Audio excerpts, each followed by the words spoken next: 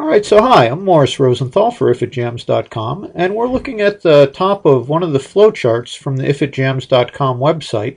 This one for starter problems.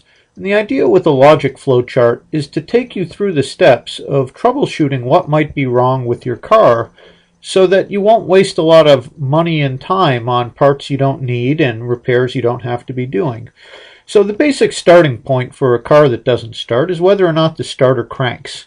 And if you click on the decision symbol, this is an interactive flowchart, all of them are, it brings you down here and it gives you the plain English. When you turn the key, does the starter crank to turn over the engine? It's possible that you left your automatic transmission in gear and the neutral safety switch won't let you send power to the starter, etc., etc.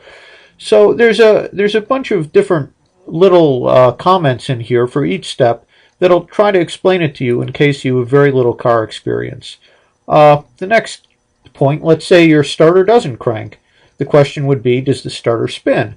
And the reason that we make that differentiation is if the starter gear, if the Bendix gear is spinning, but it's not launching out and engaging the flywheel to turn over the engine, you'll hear this. It'll just sound like a high-speed spinning noise. And that'll mean that the solenoid on the starter isn't kicking it out. There's a couple possibilities for that. It could be all gudged up and need cleaning. It could be that the voltage isn't quite high enough, and if you get in there and tap on the starter with a hammer or something, it'll free it up and let it go. Or it could be that your solenoid is bad on the starter and you're going to have to replace it.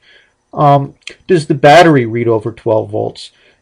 If you're trying to start your car and the battery doesn't read over 12 volts, good luck unless you're pop starting it. Now I'm going to pop over to the other side here rather than we can scroll down. These flowcharts are much bigger than I can fit into a screen for YouTube. But if the starter does crank, we have does the engine fire? And yes, what does it mean, does the engine fire? Well, you know, does it turn over and make a chuff-chug sort of noise like it's trying to start?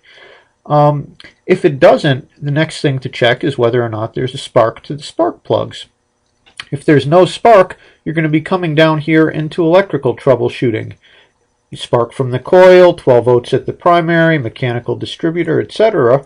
Whereas if there is a spark, the next question is, do you have fuel to the fuel filter? Is it fuel injected? Is it carbureted? So the idea with these flowcharts is just to help you get through the process of determining what's wrong with your car. And for me, they were inspired by my old Dodge shop manuals, which I used as an idea using these flowcharts to do computer repair books, which is what I'm a professional at. I'm just a backyard shade tree mechanic when it comes to cars.